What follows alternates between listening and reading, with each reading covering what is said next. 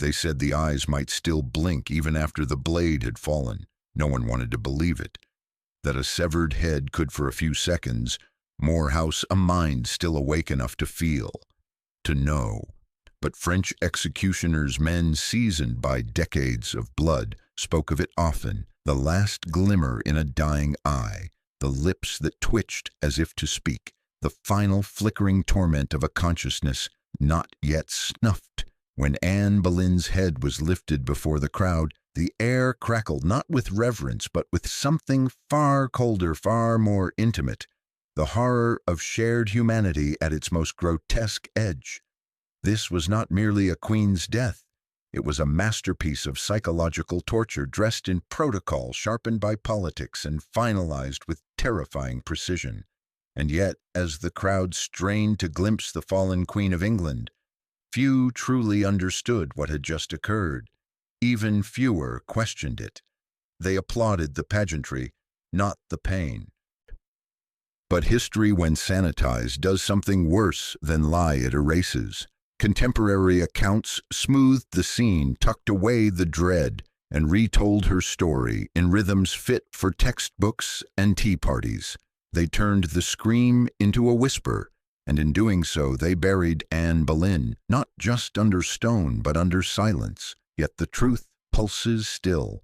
To understand the magnitude of Anne's end, one must see the jagged rise that preceded it.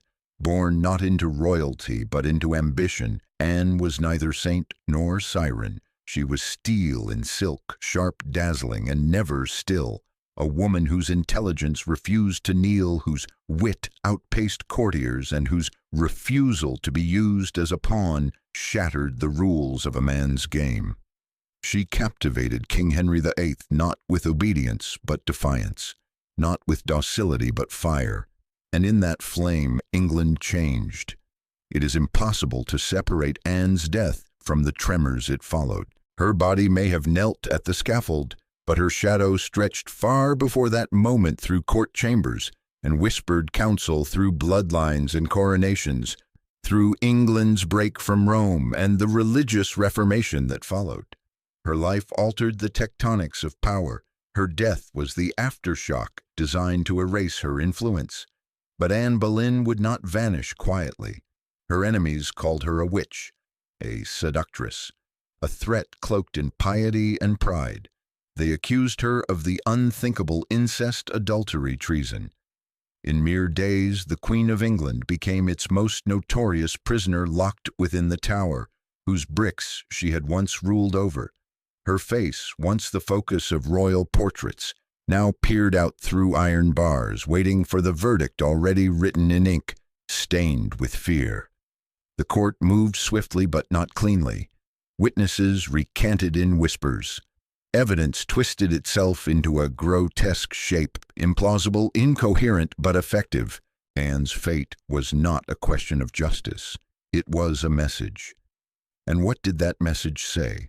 That no woman, however beloved or powerful, could ever step too far out of line. That sovereignty in the hands of a female mind was a danger to be neutralized.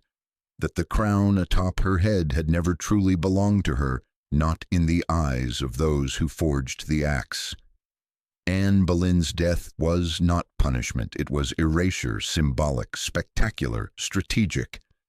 But there's a chilling question that lingers like fog above the Thames. What did she feel as she waited to die? That final day, Anne was not hysterical. She did not scream. She did not beg. Instead, she laughed oddly defiantly. Witnesses said she joked with her ladies. Her words, they noted, were strange, too calm, too sharp, almost detached, almost mad. But what they failed to understand was not madness. It was clarity. Anne had already died 1,000 deaths in the days before, when her child was taken, when her name was dragged through filth, when her husband kissed another woman's hand while hers still bore his ring. There was nothing left to break, only to end. The executioner had been brought from Calais, flown in like a vulture summoned before the dying. His sword was chosen over the English axe not out of mercy, but for the spectacle. A sword beheads swiftly, a cleaner cut, less screaming, but the calm of the blade belied the carnage behind it. As Anne knelt upon the straw, she did not see only death, she saw judgment. She saw generations watching, believing the stories written by her enemies. She saw herself twisted into legend, into cautionary tale, into nothing more than footnote. But that is where this story changes. We refuse the footnote. We pull her name from the ashes of revisionism and into the light of truth. Not to deify her, but to reveal her. To let her speak at last, not through the mouth of her executioner or the pen of her accuser, but through the haunting echo of her fall. This is not a tale of mere death. It is a story of dismembered power, of political design masquerading as justice, of a woman who altered history, then was eliminated by it. And the most terrifying part, she may have known it would end this way from the very beginning. As the sword sliced the silence and Anne Boleyn's body fell to the blood-soaked earth, the world did not gasp in horror. It watched, applauded, moved on. But history has a way of whispering back what silence tries to bury. Anne Boleyn's end was not simply a moment, it was a mirror, and as we stare into it now, centuries later, we see not just a queen, but a question: how much truth can power afford to kill before it kills itself? By the time Anne Boleyn stepped into the Tower for the second and final time, the splendor of the court felt like a hallucination. The silks had vanished. The jeweled smiles, the music, the feigned loyalty of courtiers, all stripped away like stage props in the final act of a tragedy that had always been waiting to unfold. Only the cold walls remained and the silence broken by her pacing footsteps and by prayers spoken not from faith but from fear. Her body, though still upright, bore the tremors of unspoken collapse. The strain of accusation twisted her posture not with weight but with humiliation. Yet it was in her mind that the true torment spread like poison. She had once been dazzling, fiercely articulate, unnervingly composed. Now her words trembled on occasion. Her laughter had turned brittle. She would weep at night not for her life, but for her name. Inside the Tower, Anne was not simply awaiting death. She was enduring a slow disintegration. Witnesses noted that she oscillated between eerie calm and sudden fits of nervous laughter. This was not madness. It was self-preservation cracking at the edges. What else was left to her but the final dignity of composure? The human body under such stress becomes both battleground and tomb. One can only imagine the tightness in her chest as each footstep echoed outside her cell. Perhaps a messenger, perhaps her executioner. She was not sick in the ordinary sense. No physical disease ravaged her flesh. But psychologically, the symptoms of betrayal ran deep. Sleeplessness, anxiety, hallucination. Anne confessed once, during a moment of overwhelmed frenzy, that she believed her brother George would soon walk through the door and declare it all a joke, that Henry would come, that this nightmare would lift. But no one came. The cruelty was not only in the verdict, but in the theater around it. She was forced to endure interrogations that twisted her words into proof of guilt. Her closest allies were brought to heel. Her brother, her friends, even her household musicians dragged into the web, accused of adultery with the Queen and then destroyed. The trial was no trial. It was a demonstration. Evidence was flimsy, contradictory. The dates didn't align. Locations were impossible. But the details did not matter. What mattered was that the Queen be brought low, so a new queen could be crowned. Henry VIII, once a king madly in love, had by now transformed into something unrecognizable, a man bent not on justice but on escape. Anne had not borne him a son. She had miscarried again, and the baby in its tragic deformity may have sealed her fate in ways few dare speak aloud. Some whispered of witchcraft, others of divine punishment. In truth, it was likely a chromosomal anomaly common but misunderstood in a world where biology was mistaken for moral decay. Anne's womb, once worshipped, was now damned. The politics of her downfall were merciless. Thomas Cromwell, the king's chief minister and architect of Anne's ruin, saw her as a liability. Her reformist allies in Europe were turning lukewarm. She had made too many enemies at court, and her influence over Henry was waning. He needed a new alliance, a clean break, and Anne, brilliant, sharp-tongued, politically assertive, was not a woman who would step aside quietly, so she would be pushed through the legal machinery until her body and name were both rendered unusable, until history could be rewritten to favor the next chapter in Henry's story, one that did not include her. And still Anne resisted, even as her body betrayed her with trembling hands, even as her eyes showed the deep exhaustion of the condemned. She held fast to what little remained. She wrote letters. One to Henry himself is still debated in authenticity, but if real, it bleeds with heartbreak and disbelief. Never prince had wife more loyal in all duty, and in all true affection than you have found in Anne Boleyn. Her appeal was not just personal, it was political. She was not merely trying to save herself.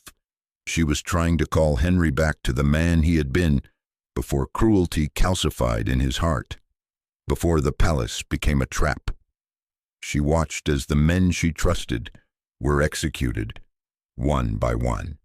George Boleyn, her brother, charged with incest. Mark Smeaton, a court musician, tortured into confession. The very absurdity of the charges seemed intentional, meant to degrade, to stain, to make her so polluted in the public mind that her death would not just be accepted but welcomed.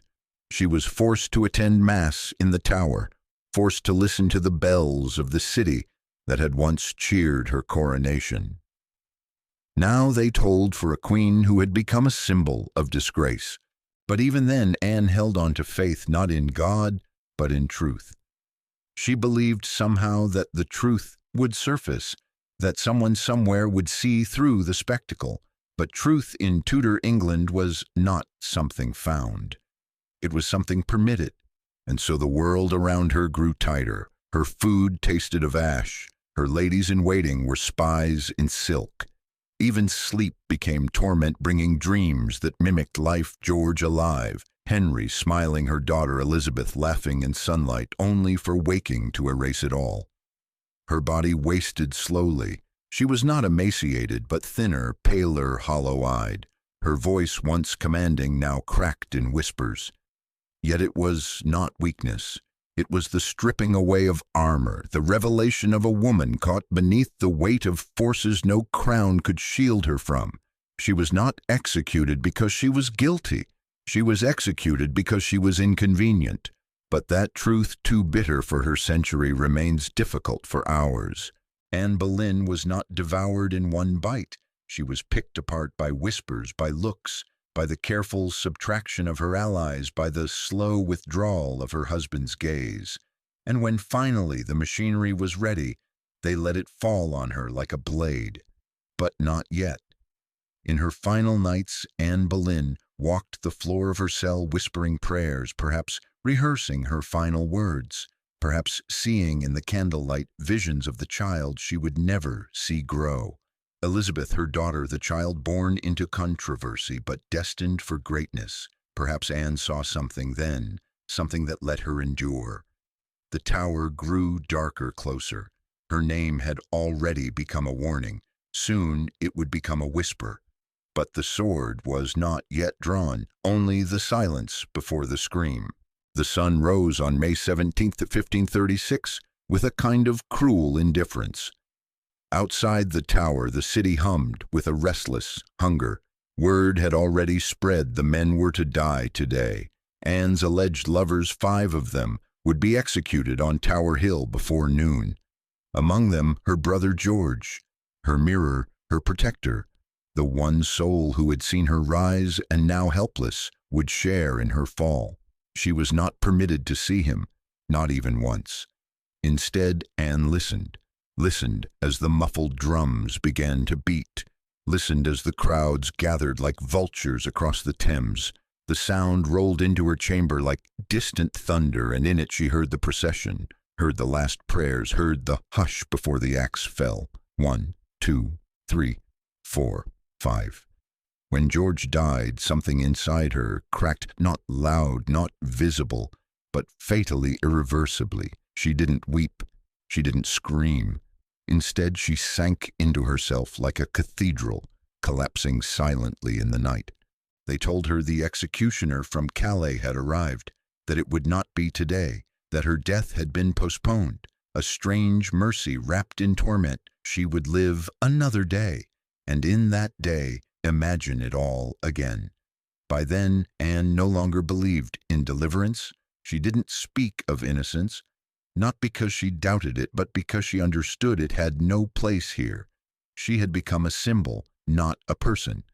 And symbols are easier to destroy when stripped of complexity. Yet even in this final unraveling, Anne remained composed. The court had hoped for madness, for hysteria, but she denied them that pleasure. Her moments of trembling passed in silence.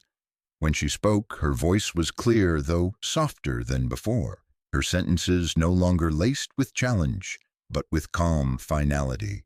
That calm, however, belied the storm erupting around her. The court, now consumed with scandal, scrambled to close ranks. Thomas Cromwell, ever the tactician, ensured the paperwork bore no cracks. Henry's new bride-to-be, Jane Seymour, was already being fitted for her future. And yet, within the palace walls, fear bloomed like rot. If a queen could fall this way, who could claim safety? Courtiers began avoiding eye contact. Priests prayed louder. Even the king seemed altered. They say Henry wept once in private, that he regretted the speed. But these were rumors born of pity. In truth, the king did not flinch.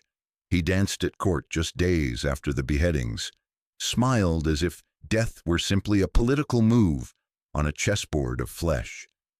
Anne saw none of it. Her world had shrunk to a cell and the memory of sunlight.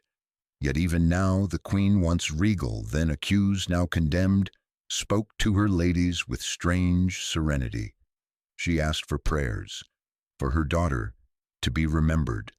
She smiled sometimes as if the veil between this world and whatever waited beyond had begun to thin. Then came the morning. May 19th. The sky was cold, windless. No birdsong dared break the stillness. Anne rose early, dressed in a simple gray gown with a crimson bodice, no jewels, no crown, only a cloak lined in fur to keep the chill from her bones. She fixed her hood carefully. Her hair had been pinned up the night before to ease the sword's work. When the door creaked open, she stood without being summoned. She walked the stone corridor, slowly flanked by her attendants. No chains, only the weight of what approached. At the scaffold, a small platform had been erected near the Tower Green. Not the public site, but a more private stage. Even in death, her disgrace had to be contained. The crowd had gathered pressed close. Nobles, guards, silent witnesses. They watched, many in horror, some in grim fascination. Anne mounted the steps with poise. Her hands did not tremble. Her face betrayed no panic. Only her eyes flickered. She turned to the crowd, spoke not in rage, but in reverence. Her final words carefully chosen, "I am come hither to die as I am sentenced by the law." Her voice did not waver. "I die, the king's faithful servant and God's first." It was not confession, it was performance. One final bow, one last control over the narrative they had stolen. Then she knelt. The executioner stepped forward, sword hidden behind his back, to prevent fear, a practiced cruelty. He knelt beside her, whispered something, a French custom words meant to calm. She nodded. A lady stepped forward, tied the blindfold. Anne adjusted it herself. She arranged her body, tucked in her hands. Then silence, long, deep silence. The executioner called for his sword. A ruse. As Anne turned her head instinctively, the blade flashed through the air. And just like that, it was done. Her body fell forward with soft finality. Her head severed cleanly lay upon the straw. Witnesses swore they saw her lips move, her eyes flutter, the phantom blink, the ghost speech of the recently dead. It lasted a second, maybe two. But for those who saw it, it lasted forever. The crowd recoiled. The silence deepened. Then slowly the world moved again. The body was carried away, the head placed beside it. No coffin, no royal tomb, just an arrow chest hastily turned into a box buried under the stones of the chapel nearby. And thus England's queen vanished, not with war, not with fire, but with a whisper and a blade. Yet her shadow remained. It stretched from that scaffold through every hallway of the palace, through every child born under Tudor rule, through every woman who dared to speak truth to power in centuries to come.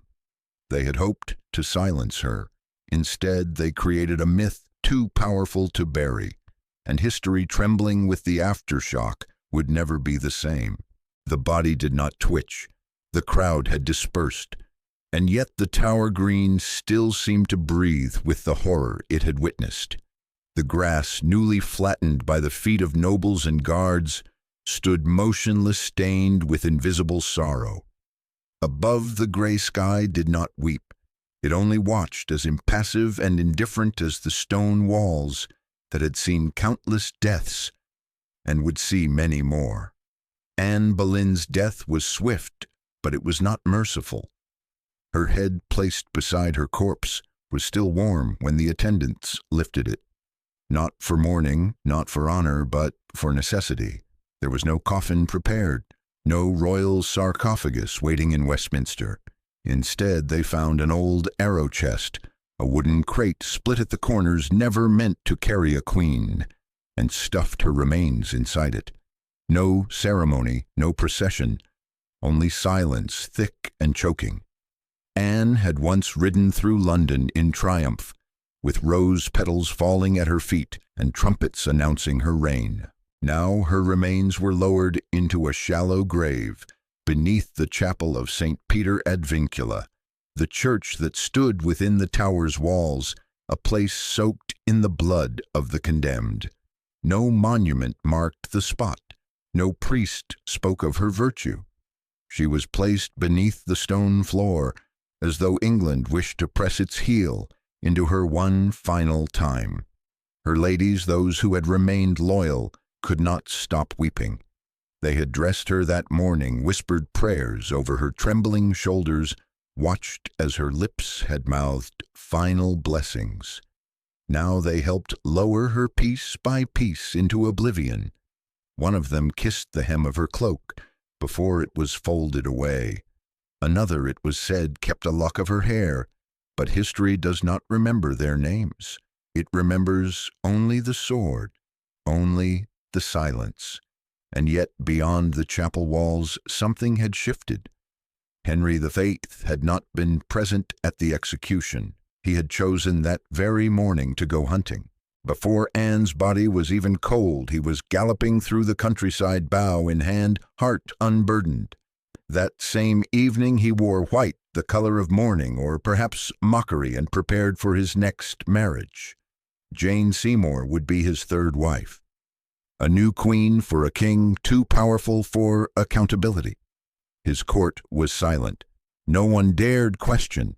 No one wept in public. Even those who had once admired Anne now pretended otherwise. Her name became dangerous to speak aloud. Her image was removed from paintings, her coat of arms chiseled from stone.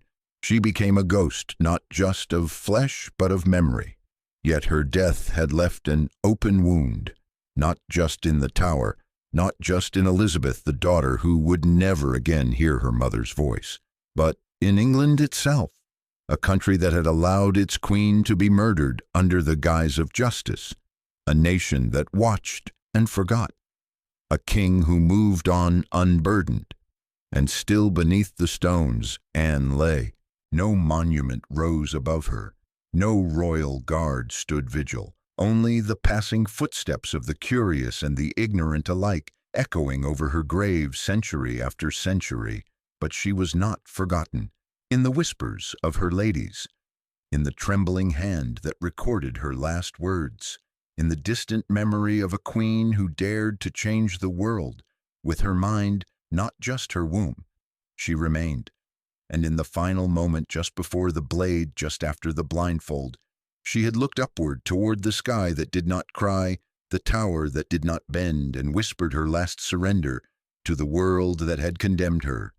Jesus, receive my soul. O Lord God, have pity on my soul. A cry not of defeat, but of defiance. She died alone. But she did not die in silence, because silence is what her enemies wanted, and history has remembered more than they could have feared. History does not sleep. It turns, it stirs, and sometimes when silence stretches too long, it speaks again. And Anne Boleyn, though buried in haste beneath the tower's chapel floor, would rise not in flesh but in memory, myth and defiance. Her enemies thought they had ended her. What they created instead was something far more enduring, a symbol. The consequences of Anne Boleyn's death rippled outward like cracks in stained glass. Within days of her execution, Henry married Jane Seymour. The people, conditioned by spectacle, accepted it. A new queen for a restless king. But something had shifted beneath the polished floor of the court. Anne's fall had shown that queens could be discarded like pawns, that titles meant nothing when the crown itself was terrified of losing control. The court no longer felt safe. Nobility held their breath, understanding that power in Henry's England came not from loyalty but survival. And then there was Elizabeth, the child born of Anne's turbulent love story, now motherless, now declared illegitimate. She was stripped of her title, moved to lesser chambers, separated from prestige. But the blood of Anne Boleyn did not still in her veins. It waited, it watched, it remembered. Elizabeth would grow not with the comfort of royal privilege, but under the weight of shadow, her mother's death always close, always whispered, always warning. And yet it would be Elizabeth, the daughter they tried to erase, who would wear the crown longer than any Tudor before her. It would be Elizabeth who would become the Virgin Queen, the monarch who reshaped the face of England and stood against empires. In every speech she gave, every decision she made, the ghost of Anne Boleyn stood beside her, unseen, unforgotten. Anne's legacy was not confined to bloodline. She became a fault line in English history. Her fall marked the true rise of absolute monarchy in Henry's image, a brutal signal that no institution, neither marriage, church, nor justice, could restrain the will of the king. In killing her, Henry proclaimed his supremacy, not just over his court, but over God's law. England would not recover easily from that wound. And yet, in the centuries that followed, Anne began to change again. She emerged from behind the veil of scandal, no longer just the seductress, the witch, the victim. Historians found in her letters and her policies a visionary mind fiercely engaged in the reform of church and court alike, a woman who dared to support Protestantism in its infancy, who educated herself in philosophy, music, and politics, who read the scriptures and debated with theologians, a woman ahead of her time and punished for it. The arrow chest was eventually identified. In the 19th century, when the chapel was renovated, her bones were uncovered, still buried in silence, still ignored. But even that could not last. Today, tourists walk over her grave. They whisper, some kneel, some cry. Few know all the truths. Fewer still grasp the weight of the injustice done. But they feel it, because Anne Boleyn is no longer just a historical figure. She is a lesson in how power fears what it cannot control, in how women, when they dare to think, to speak, to rule, are called dangerous, a lesson in how reputations are destroyed to preserve thrones, and in how, despite every attempt to erase her, she was remembered, not as the adulteress, not as the traitor, but as the queen who dared to rise and did not beg when she fell. Her voice was cut short. But history has not stopped listening. Anne Boleyn reminds us that truth, no matter how bloodied, waits for its hour, and that some women, even when beheaded, are never truly silenced.